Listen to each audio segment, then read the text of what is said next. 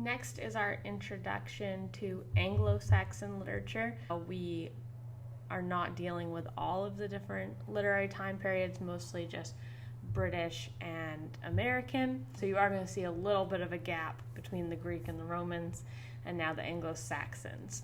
But the Anglo Saxons in some ways are going to be very similar to our Greek and Roman mythology. The time period that we're looking at is 449 AD to 1066 AD. So this is a huge time period, 617 years long. So a lot of things are going on in this time period. The Roman Empire is still expanding during this time. The Britons, which are a Celtic group, are living in what's now England, but there are also other Germanic tribes and things they're all kind of battling over this section of land. So the Jutes come over from Denmark, and then the Angles and the Saxons follow them, and everyone's trying to kind of take different parts of Britain and live there. And these conflicts lead to many wars, but ultimately they try to unify, and this is where we get the idea of King Arthur, who probably was a real person. The stories of King Arthur, again, are using hyperbole and everything's exaggerated, but King Arthur was most likely an actual leader that ruled during that time.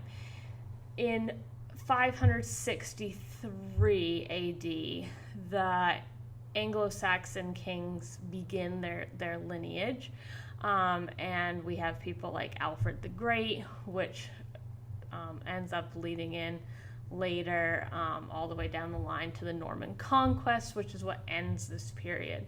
So when the Normans come over in 1066, which I'm sure you've learned about in history, that's going to end this literary time period.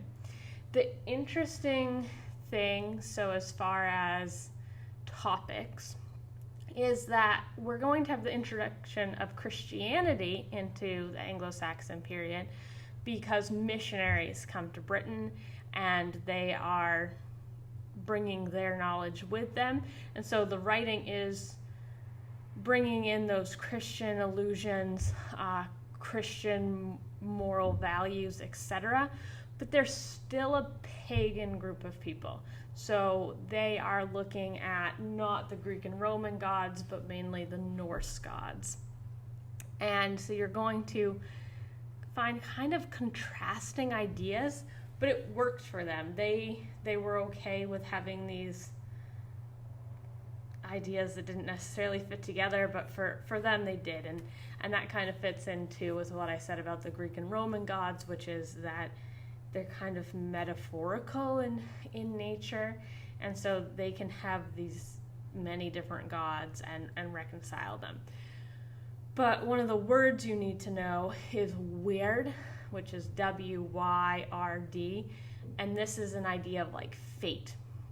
So you're going to see fate through their stories a lot, that this was fated to happen, either that God ordained it to happen or that the world wanted it to happen. So again, we have that kind of conflicting idea. We have a very strong rhythm. So as far as structure, there's a strong rhythm to Anglo-Saxon poetry, but again, no rhyming. So we're not rhyming, or at least there's no end rhyme. Certain words rhyme with each other, but there's no end rhyme. Instead, we have 4 principal beats to a line, and I've included a video where you can hear them reading it in the original language, so you can hear this, because again, what we'll be reading is a translation, and it's going to sound different. But we have the 4 principal beats to a line, and then a couple of literary devices that you need to know. We have caesura, which is a pause in a line. So you'll be reading along and there's a comma or a period or something directly in the middle of a line. And this is one of the things that creates that rhythm to it. We're going to see more alliteration. So again, just like Greek and Roman, we're using alliteration to help us have that rhythm in there. And then the other things that we're going to see are antithesis, which is this contrasting or opposing ideas, which is what I talked about with Weird and pagan beliefs and Christian beliefs. We're going to see a contrast that way, but we're also going to start to see this contrast of good and evil, the hero versus the monster. Everything's very black and white. And then hyperbole, because everything's exaggerated.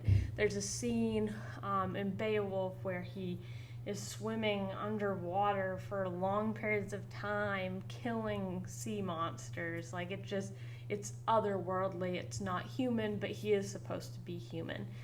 The other devices that you're going to see, you're just going to see very vivid imagery, because again, these things are being told around a fire. People are listening. This is their mode of entertainment, and so we need to have that vivid imagery that's bringing us along for the journey. We have kennings, which are really pretty much only used in Anglo Saxon literature. I mean, we see them sometimes in poetry today, but usually not in prose. So a kenning is when you take two words and then you replace them with another word. Or you take two words to replace another word. So an example from Beowulf is they say the whale road. So if we think about it, a whale road, well, the whales are in the ocean, and so the whale road is the ocean. But it's just a fun, poetic way of saying it. And then the last two, people get confused with each other, but we have synecdoche and metonymy. So synecdoche is where a part is used to describe the whole. And metonymy is where we use something to represent a larger idea. And so you can see where people would get those confused. But with synecdoche, it has to actually be a part of it.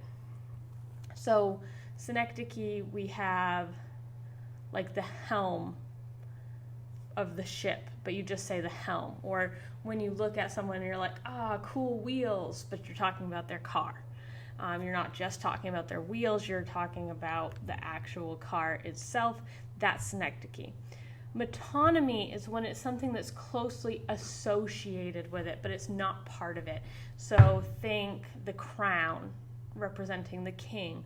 Or if you say, he's back at the bottle, you're talking about alcohol. You're saying the person's an alcoholic. So you are looking at something that's representing something, but that's closely tied to it. The thing that makes it different than like a symbol is that metonymy is way more specific than that. It's something that is kind of ingrained in what we already know, that it means this.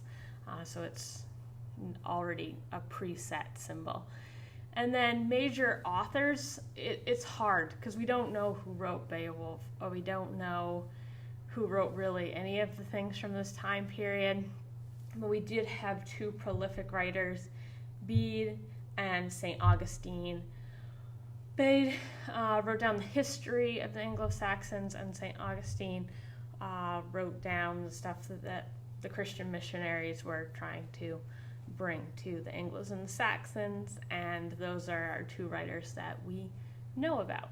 But yeah, so I think that's it.